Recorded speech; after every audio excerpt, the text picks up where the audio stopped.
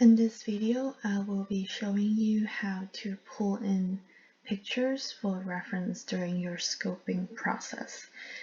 Besides having the sphere to start with, you want to make sure you set the scene scale to the appropriate measurement, which lives here. So when you click this right now, this sphere is 2 by 2 by 2. And if you want to adjust the size of this sphere, you click the current scale and you go in here and it says resize subtool. You click that, and let's say if you want this to be 25 by 25 by 25, when you have this log ratio to all, meaning that if you change one of these, let's say if you change X, Y, and Z will follow as well. In this case, after you changed it, you want to click resize subtool again. It will zoom all the way in, and then you can click ZBrush Scale Unify. To confirm that the sphere has changed to the right dimension, you go ahead and check again in here, and you will see that it has changed to the proper measurement. So after you make sure the dimension is accurate, you will go ahead and go into Draw. Up here, you will go down and choose under these settings. So if I want the front view, I would go with left to right, go into Map 1, go down here to Import, and you would already have a picture in your file that you previously selected. So in this case, I'm choosing the front viewport, which is left to right.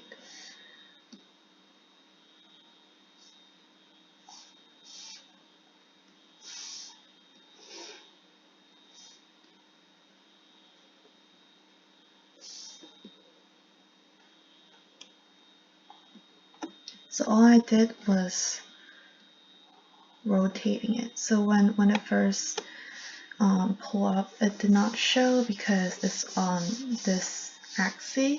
So if you turn it holding shift, it will turn it in an angle without rotating the sphere.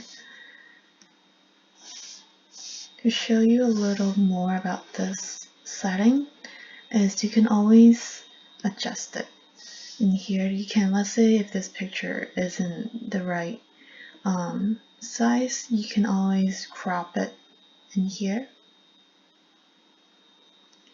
or crop it on the other side.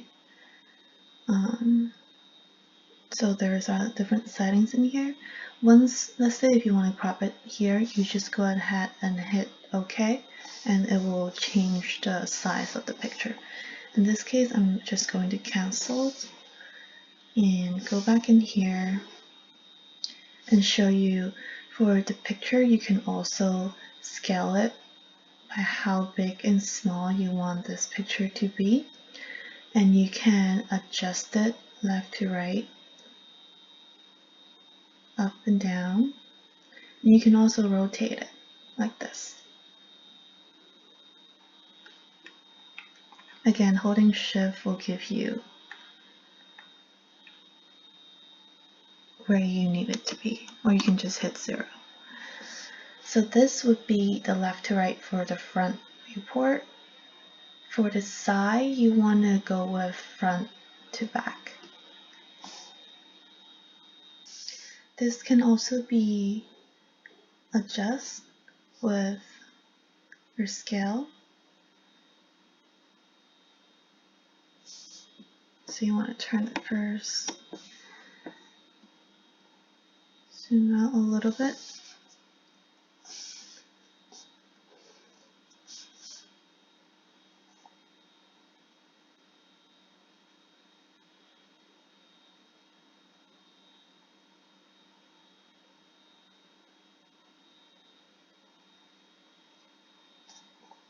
So for the perfect pictures, you would want to have two pictures that is actually the same size of the object. If not, you just have to go by eye and just scale it to it looks right. In this case, you can see the side view, the character is a lot bigger than the front view. So you just have to go back in and scale it to you think that is the right alignment and dimension.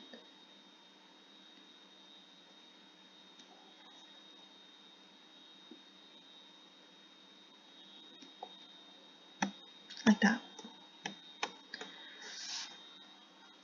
So in this case, you want to do a quick save, which is here, but instead of just doing quick save, it depends if you want this history bar, which is this timeline on, you would want to go into File, and before you do quick save, you want to do undo history. Then when this is on, meaning that when you quick save this file, it will save all this history as well. And in this case, I don't necessarily need the history because the more information the history is, the longer it will take for it to load or open back up. And if you also want to save a file, like instead of a quick save, so quick save is just like a quick save is just not actual file with like that you can pull out of. It's just in your computer in this program. But if you do a file and do history save as, then you can actually save this as a file. So in this case, I would do a save as without history, and I will say this as project 1.